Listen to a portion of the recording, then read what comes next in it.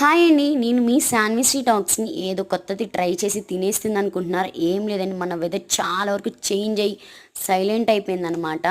అందుకని ఫ్రిడ్జ్లో ఏముందా అని చూస్తే ఓన్లీ బ్రెడ్ ఒకటే ఉంది. ఈ బ్రెడ్తో చక్కగా ఆమ్లెట్ వేసేసుకొని తినేద్దామని ఫిక్స్ అయిపోయాను.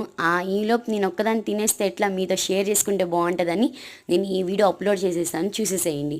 ఏం లేదు, మనకు కావాల్సిన 2 కోడిగుడ్లు, మిరియాల పొడి, పచ్చిమిరకాయలు, కొత్తిమీర. ఏంటి బాబాయ్ మీరు అంత కొత్తిమీర తింటున్నారా అని అడుగుతున్నారు చాలామంది.